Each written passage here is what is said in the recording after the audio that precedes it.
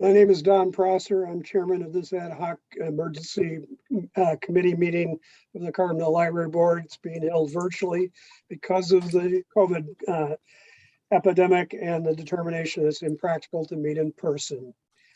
Based on that, we can have Diana call us our roll for our attendance. Okay. Let's see. We have Don Prosser as the chair of this committee. Present. Okay. Barbara Levin. Here. Susan Toulis. Here. And on staff, we have myself, Diana Brawley-Sussman, Jennifer Robertson.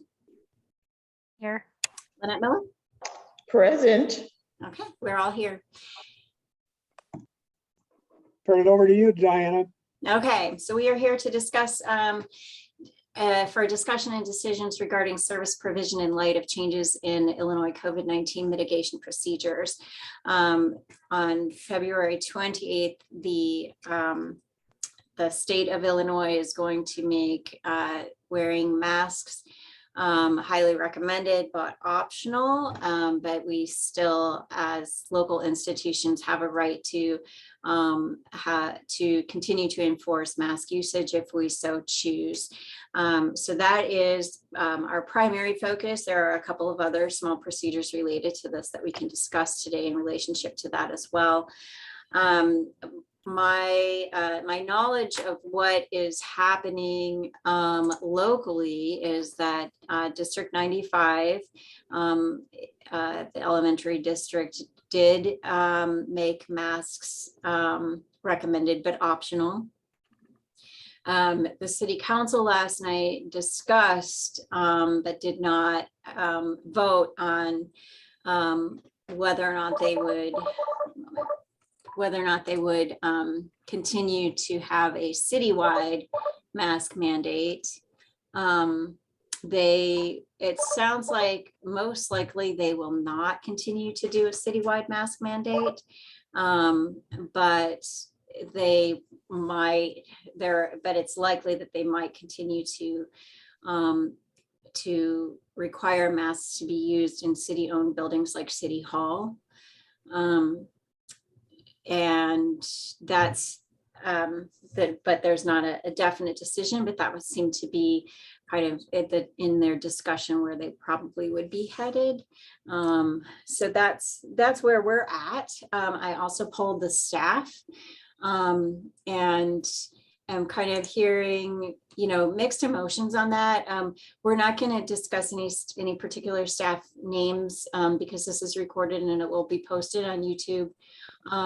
So I'll leave the names out of it, but I do have one staff member at the circulation desk who has a family member who has had an organ transplant.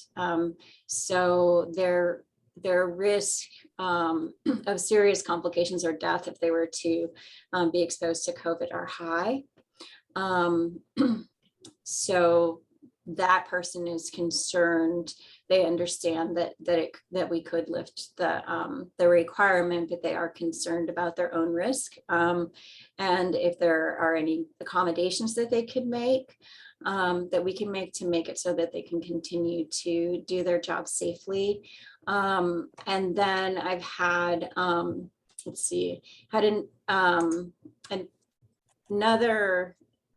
two more staff members say that they were hoping that we would continue to require masks because in one case I said, because this decision to lift the mask mandate doesn't seem to correlate to what's happening medically in our community or in our state, and so that it seems to be still medically necessary to mitigate the spread by wearing masks.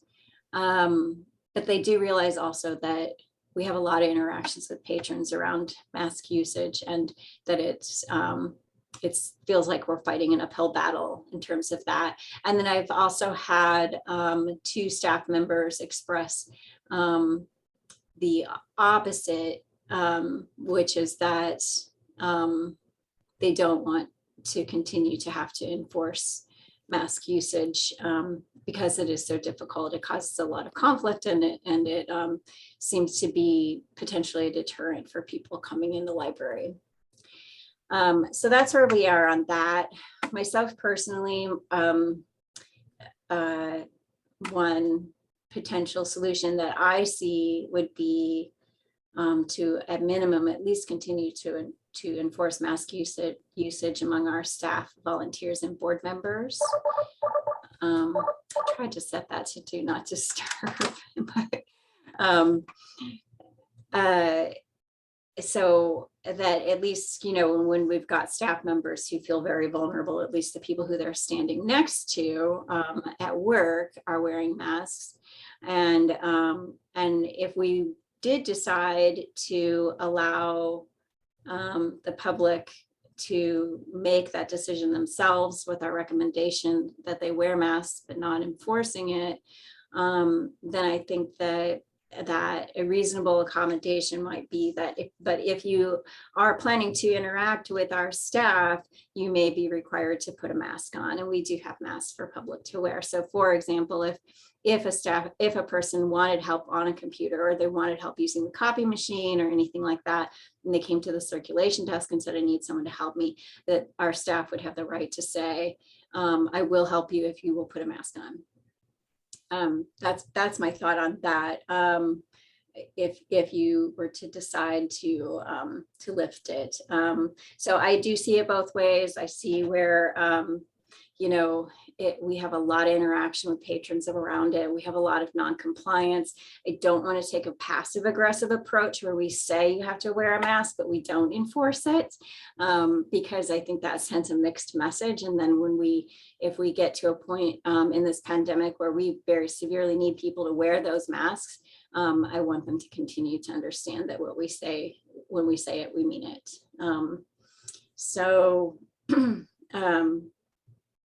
That's it for that. And then there are two other things, one having to do with our sign-in sheet protocol and serving food at programs. But let's first talk about the masks. I would like to get your opinions, everyone who's here. Who wants to speak first? Well, I'll speak. I feel as you do. I have mixed feelings about it. I have no problem at all wearing a mask wherever I go. So that's a personal thing. And it's difficult for me to understand why it's such a hassle for anyone to do that. On the other hand, if we still require masks in the library, I can just see the problems that you all are going to have controlling that situation. You have so much going on now, and then when they're going to be able to say, look, the state said we don't have to wear a mask, why are you making me wear a mask? You're going to be dealing with that. And my first concern is with the staff, and you have mixed feelings there, so that makes it difficult. If everyone said we wanted to continue mask, that would be fine with me because I'm a mask wearer. On the other hand, I just hate to see you having to deal with even more problems than you already are. So I don't know what the solution to that is. And how can you trust? We have so many people that are going to be coming in to stay warm and whatever else they might do. And who knows whether they've been vaccinated or not. And that's another issue to deal with. So I don't know. In other words, I'm on the cusp there. Susan, what are they doing at Morris?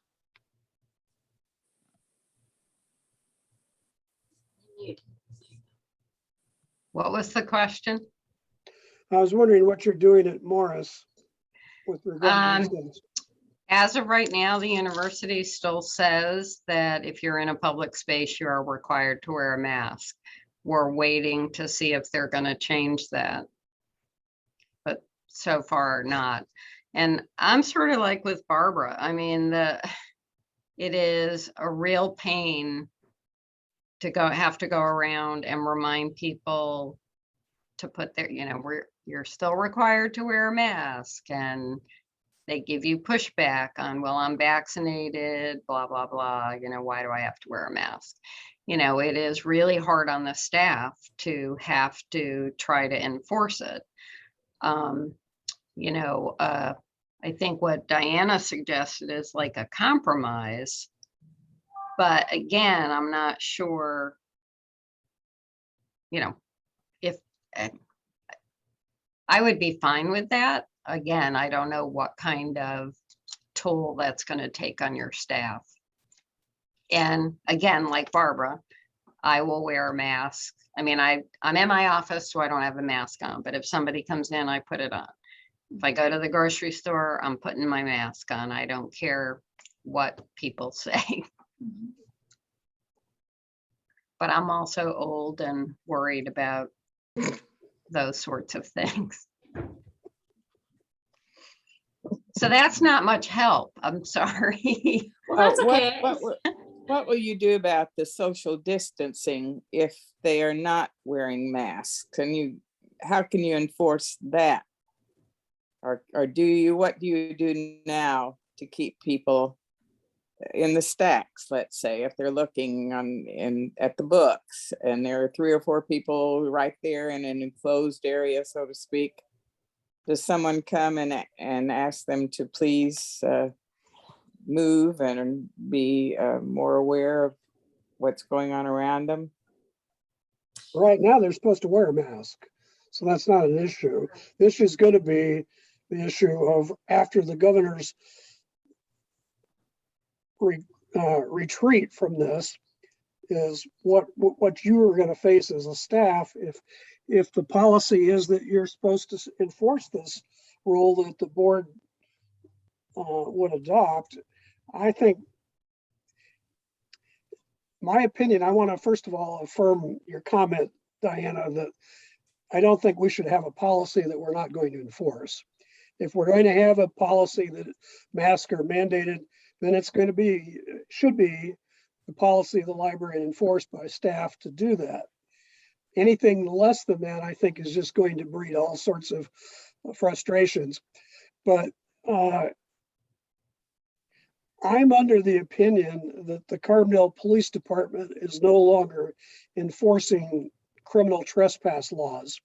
Have you had any interaction with the police department in the last 30 to 60 days where they've been asked to come and either exclude somebody that's been excluded or otherwise? Because ultimately, the only enforcement we really have is an exclusional rule. So I'd like to know the answer to that. I haven't had any interactions on that level. I've interacted with the police a couple of times, and they themselves are masked, but we haven't had any call for them to come in and remove someone who was trespassing or to deliver a trespass notice. There was one situation where we had something for them to come and pick up. They didn't come and pick up, but I think that was probably just they're busy, you know. So no, I don't know whether they're enforcing that. And for the most part, we rarely have had, we've occasionally had to actually use that where we've actually called them and they've had to come over and remind the person, but they're always reluctant to bring someone to the police station. In my experience, you know, they'll come over and talk to them and say, remember that you can't be here. They give people a lot of chances, and at least on our property they do, and we appreciate that. They're not just, you know, being heavy-handed with that. Because we don't really want people hauled off to the police station. We just don't want them to be here if they've proven that they're disruptive when they're here. So so no, I'm not really sure whether we have that level, what the level of enforcement would be, or for that matter, you know, we have had not had that situation in quite a while, but we have had to call the police because someone would not put on a mask. And the police came, you know, and were cooperative with enforcing our rule and talking to the person. But they, we haven't, I don't know, once we get to this point, whether there would be reluctant to come for that reason or anything. I really don't have any idea about that. So, Well, I have another follow-up question. You said that the city discussed this, but then didn't act on it. Did you get any read as to when it might act? Because right now we have an ordinance that's applicable to the city of Carbondale, which would include us as a Right. part of that. And unless they rescind that ordinance, I don't think there's anything to talk about. that's So a I'm good just question. curious, wanted to know about that. Right. So that's a good question, because actually when I looked it up on their website, that ordinance, if that ordinance was re-upped for 2022, it's not listed on their website. At least on the page that I looked at, it might be listed somewhere else. On the page that I looked at, there was that mask ordinance that was citywide actually went through 2021. And so I'm not sure if there's an ordinance on the books at the moment. It may have been renewed and they need to rescind it, or it may not have been renewed and they might not need to take action on it. It was not on their agenda last night, so they weren't able to take any action. So they expressed that they would be putting it on their agenda for the next city council meeting, which I assume is probably in a couple of weeks. Right. Well, we have the three of you as staff members. How do you feel about confronting a non-compliant patron with this issue? I think I would affirm everything that Susan and Barbara said, and I wear my mask when I go to the university, but unlike the people in the arena, 3/4 to 70%, 80% of them are not wearing masks other than the cheerleaders at the start of the game.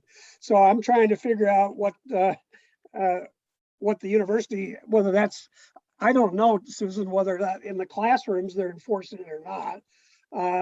And the reason I asked you about the library is that obviously you got a lot of floors to watch.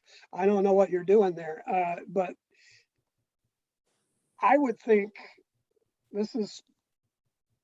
I'm easily convinced otherwise, but I would think that this is just going to be a frustrating thing for you to try and enforce after this becomes well known that the governor's, and I use the word retreat because we know damn well that if he had his druthers, he would have been enforcing it statewide, even though he had the order and nobody was abiding by it, at least in most of the state.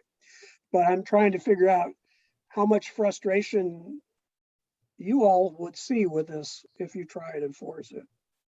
Well, I feel like as someone who is a supervisor at times, and sometimes on certain weekends, I'm the person that people come to in that situation. And I feel like some of the supervisors are getting tired of it because we have to deal with the people that are getting really belligerent that, we may have to call the police about or threaten to call the police. And it just makes those days really hard because there's already stuff that you're having to deal with. There's already, other issues. There are people with different types of mental health issues coming in here. So then having to, have someone yelling at you about masks and having to go get out the paperwork and say, look, this is why we're legally, it's just, it leaves you with a lot of adrenaline and just like not feeling great overall. So I think especially with the like as things progress, if they're not doing it at the schools, and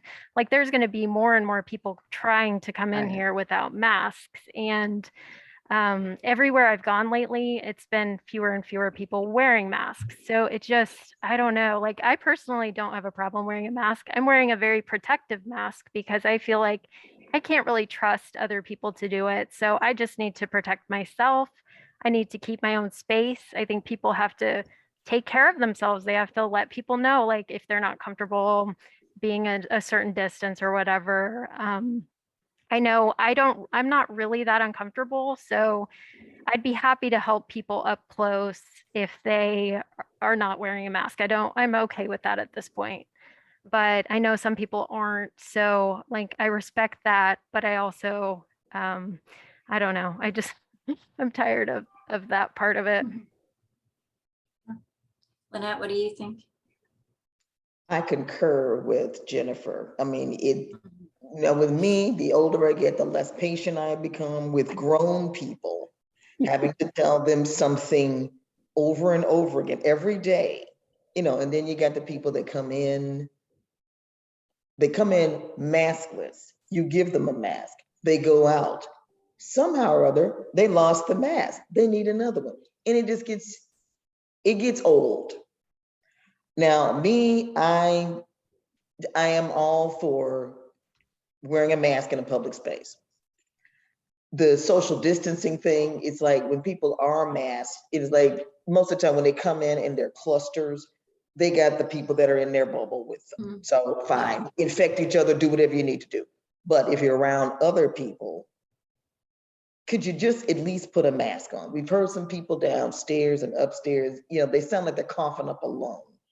And I really hope they're masked, but apparently that's what we have Lysol for. So I guess, but it's tiresome. And once March 1st hits, because the 28th is the day that COVID has ended, then I'll be masked until such time as the next time we look up, there'll be a subvariant of the last variant. Because again, what's going to happen. Because if there's still people that are not vaccinated, whether they tell you they're vaccinated or not, just basically to tell me to get out of their face because I'm giving you a mask, I'll be masked. And if my coworkers are all masked, I'm fine. Because again, it's tiresome. It's tiresome. But as long as I'm masked, I will help people do whatever they need to do, socially distanced. Because, hey, I mean, people, right? The public, right? So yeah, there's my. I think I'll deal with this. Go with the unmasking are not required. I would still have on the doors or wherever that you strongly recommend that they wear masks. over their faces, Over their Oh, no. noses. not on your head. On your chin. Right. Mhm. But It's not a scarf. it's just going to be too difficult to monitor, to police it when this comes into effect. So I think the best thing to do is to go along with whatever the directive of the state is, Mhm. and wait for the next surge, and we'll be back to wearing masks again. So it sounds like we would be okay with masking staff, board, and volunteers, because I think that sets the tone, and it also makes it safe because we are at least the same level that we had it before. If you're in a space where the public can't see you and you're not within 6 feet of another staff member, you can take it off. But whenever you're in view of the public, that staff need to wear their masks.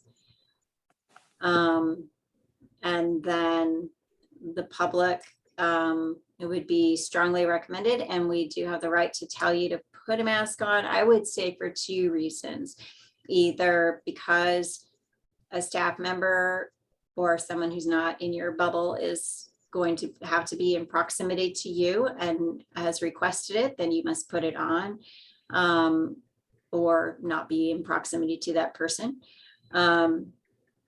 Or if you're coughing, I feel like if there's somebody who's sitting upstairs coughing their head off and they don't have a mask on, that they should have to put a mask on if they want to stay in the library, because they are projecting those germs.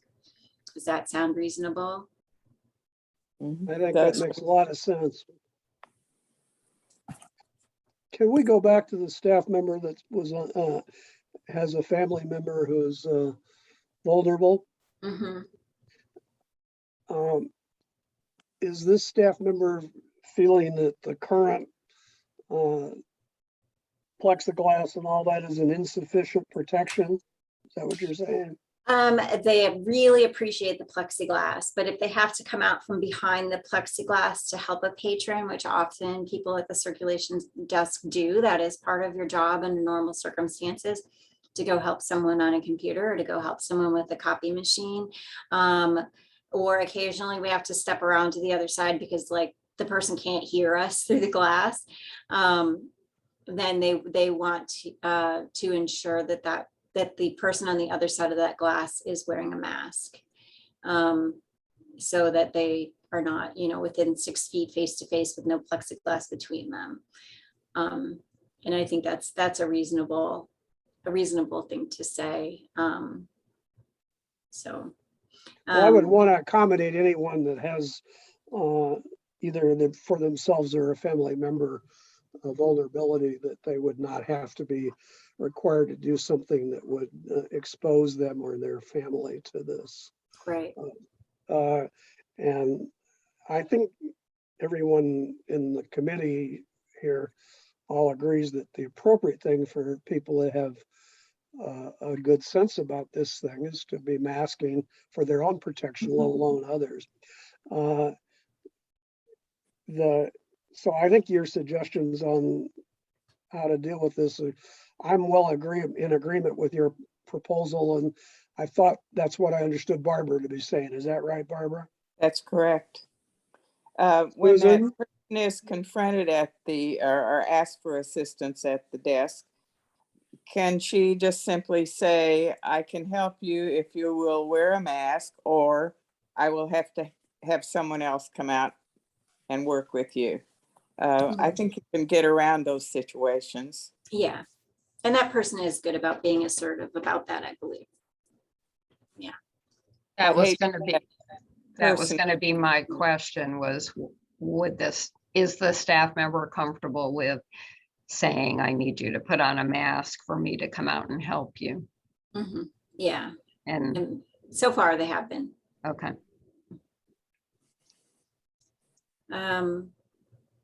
Our other two things are, we do have a sign-in sheet. I have heard a couple people, and I agree, say that we can probably go ahead and get rid of that. The only reason that we really kept it Right. going was because it was an opportunity for people to have to stop at the desk, kind of routed them to the desk, so that they weren't wearing masks. We could get a mask on them without chasing them down. So I'm fine with getting rid of that. We weren't using those names for anything. And it might make us feel a little bit more open and welcoming, unless anybody objects to that. And then we also had a question about food at programs. My thought would be only if absolutely necessary. We're starting to do the Project Next Generation programs in person, and those are kids in 5th through 8th grade. And it's right after school, twice a week, and they really want snacks. And so they are eating, in school across from each other. I don't think we necessarily need to make it so that kind of get back into the habit of always offering food. But we did also have a training program like a month ago that was an all-day training, and we had to eat lunch. So my thought is kind of to keep it minimal and only when necessary, and not like shared plates and that kind of, no dip. Feed them and they will come, apply to that. I would hate Yeah.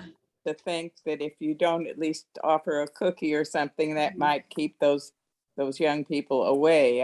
I'm happy to see them participating, and they probably, some of them might be coming just for the food. Who knows? I think Yeah. she said they might do the snacks outside too, like before they get started. So they could do it, if it's nice, they could do a little snack outside and then come in. And I don't feel the need to start providing a lot of snacks to the programs I've been doing. So, I mean, people have been fine without them. Good. They're just happy to be able to be together. A lot of it's still been virtual, but the people that come seem mainly happy to just have some socialization. Yeah, I think kids right after school, I mean, it makes sense. You're hungry. Like adults, it's just sort of an extra nice thing to get a snack, but most adults know they have to take care of themselves and can't count on there being a snack available at everything they attend. Individually I- wrap things in it, right? Yeah.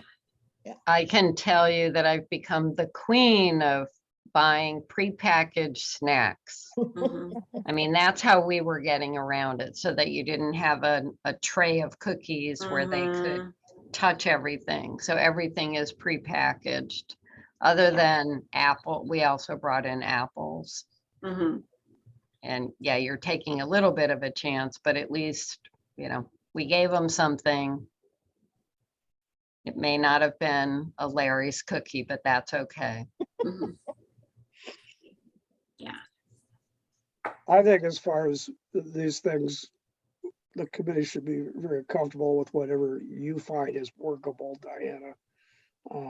I think that's not I don't see that as a issue to anyone. Right. Well, I appreciate you all coming together on this because I do feel like it is an important thing, and whatever we choose to do, there could be someone who might disagree on either side, either that we need Right. to, keep masking and make it, and they were really counting on that for their own sense of security here. Or if we were to continue to impose it, there'd be a lot of pushback from people on a regular basis. So either way, I didn't want it to just be my own unilateral decision. So I appreciate your time and the thought that you have put into it. So I like the suggestion. I would say one thing before you change your signs from mask or mandated to highly encouraged or whatever language you want to Mhm. use.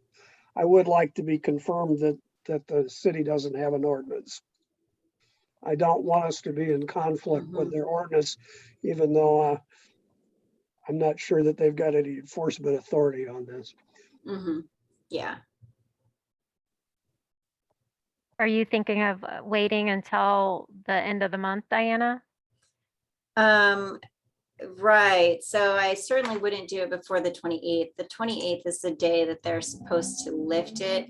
I know they will not have had another council meeting in the meantime. I think the city manager can tell you if they've got a current ordinance. And Yeah. if it's still in effect, let's keep our policy as is until and if Until they that is lift it. rescinded. Okay. Otherwise, I'm fully happy with where we're going. I just don't want us to be in conflict with the city itself. Okay. Yeah, or if they say, all city buildings, I mean, this is our building, not the city's building. Well, that's not But- going to apply, but if Okay. they've got, right now, the last I knew, I wasn't supposed to go into Walmart without a mask on, although it Mhm. seems like that's not been enforced. Right. Okay, so I'll confirm that.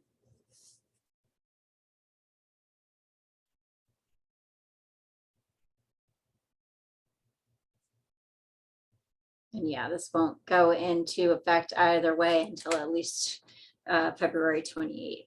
So, Right. Okay. All right, I think I have a clear direction.